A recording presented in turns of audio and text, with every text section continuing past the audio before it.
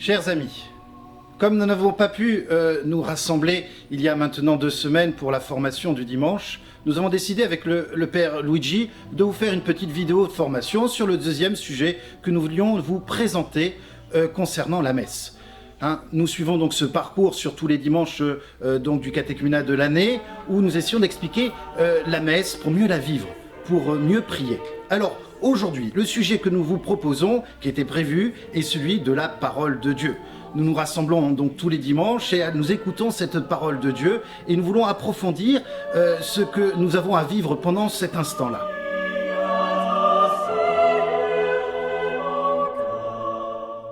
Chers frères et sœurs, bonjour. Alors, parler de la célébration eucharistique de la messe, c'est quelque chose d'impressionnant. On parle d'une rencontre avec Dieu, et toutes les fois que nous rencontrons Dieu quelque part, de lui se dégage une lumière, sa présence, son amour, son action dans notre vie change notre façon de voir la vie, les choses. Ce qui semblait négatif, prendre une autre allure, des choses qui nous angoissaient, on comprend que là il y a des occasions. Voilà. Alors, quand nous parlons de la célébration eucharistique de la messe, nous parlons de ce rencontre mystérieux avec Dieu qui porte notre vie dans une plénitude plus grande. Et après, naturellement, avec cette lumière, notre volonté de suivre le Seigneur, d'être avec lui, de faire sa volonté, est, alimentée, corroborée, aidée à grandir. Alors, quand nous participons à la messe, nous constatons qu'il y a, à part le rite d'ouverture et de conclusion, 2 grandes parties.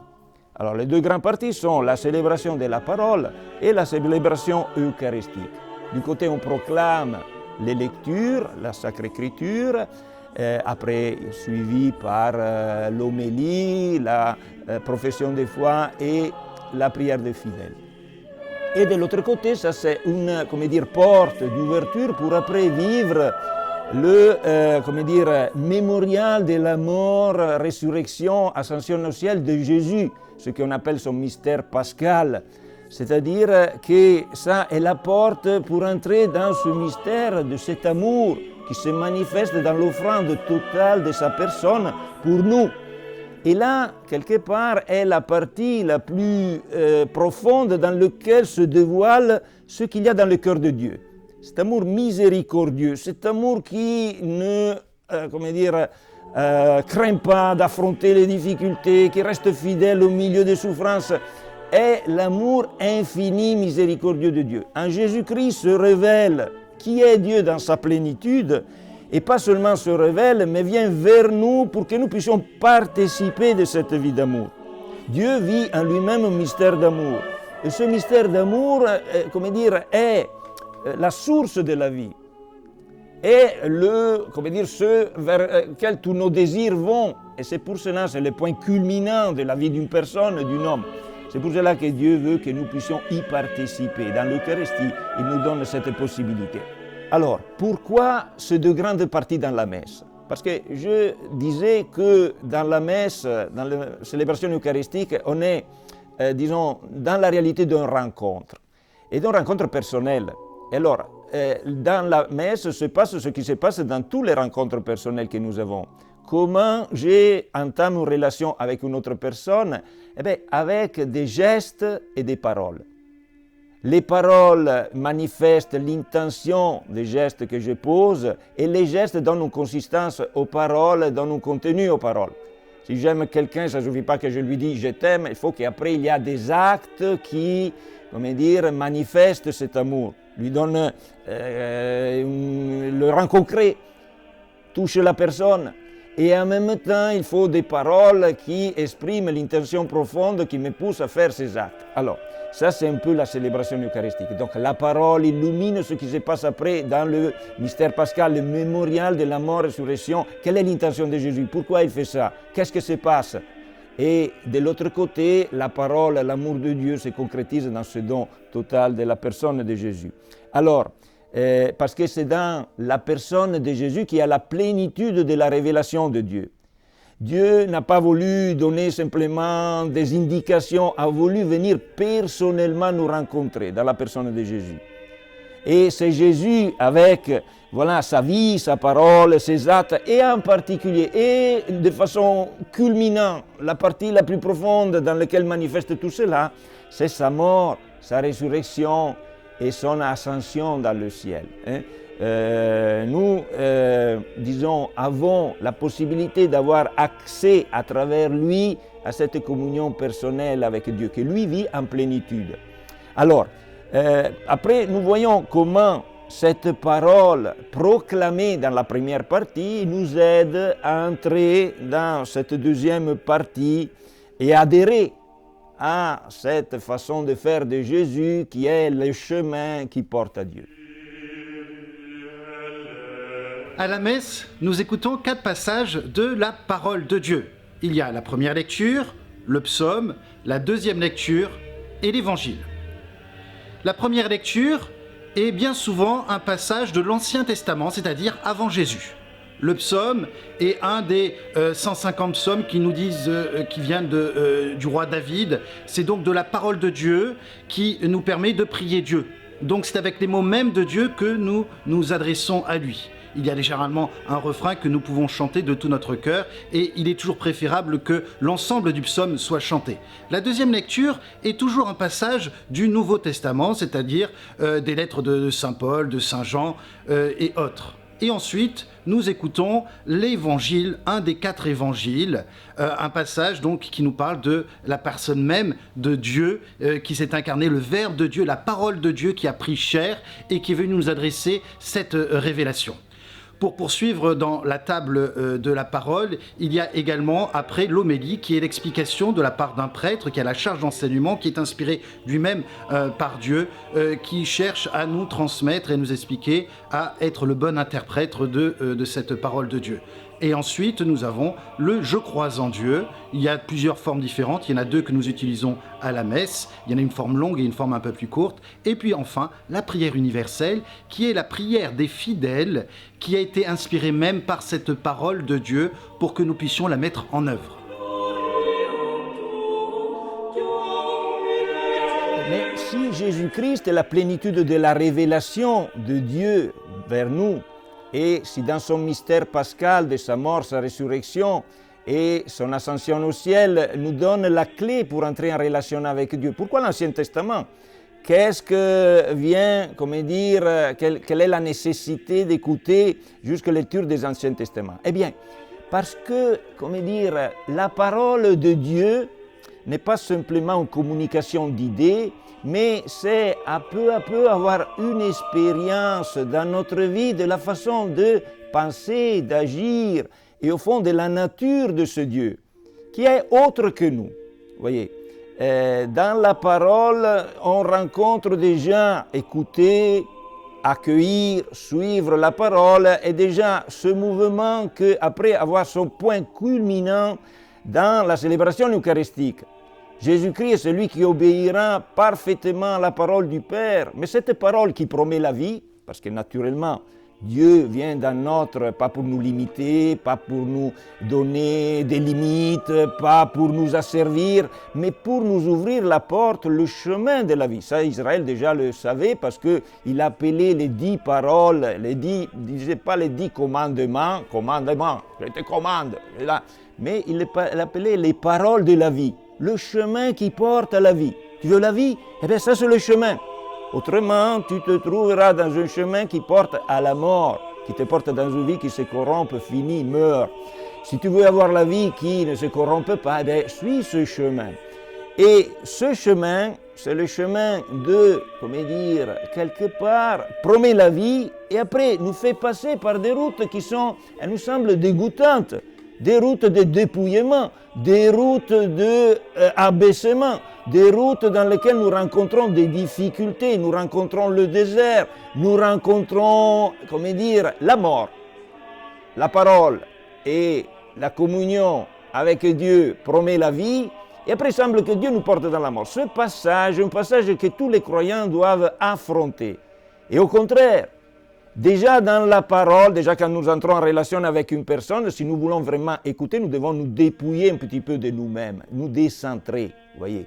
Si moi je suis plein de moi-même, je sais tout, je comprends tout, je suis supérieur à tout le monde, j'écoute rien et j'écoute personne. Et j'entre en relation avec personne, je reste dans ma solitude. C'est pour cela que la parole, vous voyez, il y a toute une éducation du peuple d'Israël, mais de chaque croyant. À peu, entrer dans l'histoire pour voir dans l'histoire la présence et l'action de Dieu qui n'est pas exactement comme nous l'attendons. Vous voyez, Dieu est autre. Et pouvoir accueillir la présence de Dieu, ça demande à nous à mourir un petit peu à nous-mêmes, à nos préalables, à nos expériences, à ce que nous pensons le bien, pour entrer en relation avec Dieu et accueillir sa façon de faire et de conduire les choses de notre vie pour après expérimenter que là, il y a une plénitude que nous n'attendons pas. Mort et résurrection, voyez. Jésus-Christ est le point culminant de ce parcours historique. Parce qu'après Dieu, pas simplement nous parle à travers la parole à l'Église, mais la parole à l'Église illumine sa parole dans notre histoire. C'est dans l'histoire que Dieu parle. Quand Jésus voit arriver la passion, va arriver la condamnation, va arriver son jugement, il voit le Père accomplir ce dessein. Et c'est ce regard que le Christ veut nous donner. Et c'est cette lumière que le Christ veut nous donner à travers la parole de sa personne. Mais cette parole, pour être compréhensible, doit être préparée dans notre cœur, par l'écoute de la parole. Tous les mirabiliades, toutes les façons avec lesquelles Dieu agit dans l'histoire d'Israël, l'histoire des hommes, pour, conduire son peuple à la vie à travers, la bataille de l'histoire qui, a des situations de mort. Donc, la parole nous fait entrer, dans ce sens-là, pleinement dans le mystère pascal de Jésus-Christ, dans lequel nous sommes appelés après à adhérer avec notre liberté à ce mouvement pour que ce mouvement se réalise et arrive au but. Et ça sera, ce que nous parlerons après dans notre prochain entretien. Comme vous l'avez remarqué, à la messe, il y a plusieurs positions que nous pouvons avoir. Il y a plusieurs gestes que nous pouvons poser.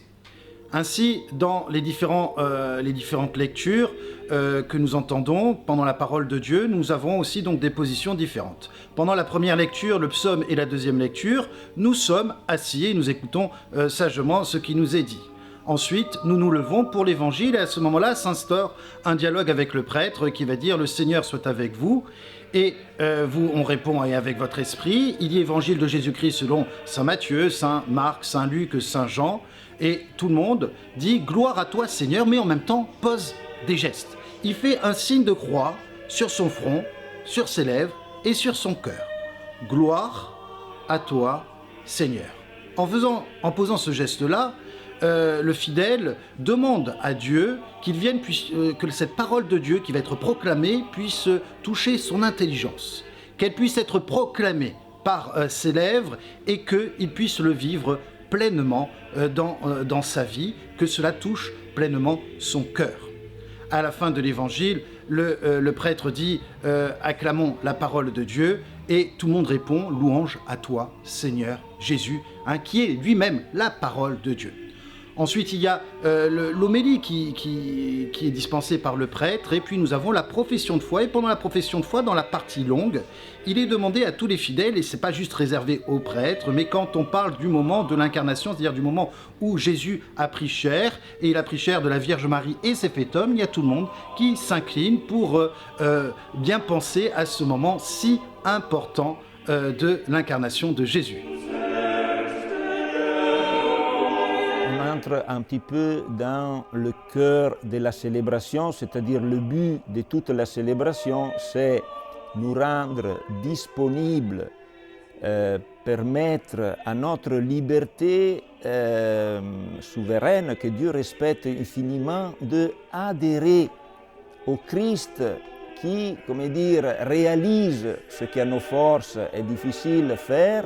Lui le réalise, mais après il vient vers nous parce que nous puissions, avec l'aide de l'Esprit Saint, comprendre, on a dit toute la première partie, la célébration de la parole, comprendre ce qui se passe, où le Seigneur veut nous porter, quelle direction il prend pour arriver vers le Père, et nous entraîner avec, sa présence, sa grâce, son esprit, le don qu'il fait de lui-même à nous, de nous entraîner sur la même route.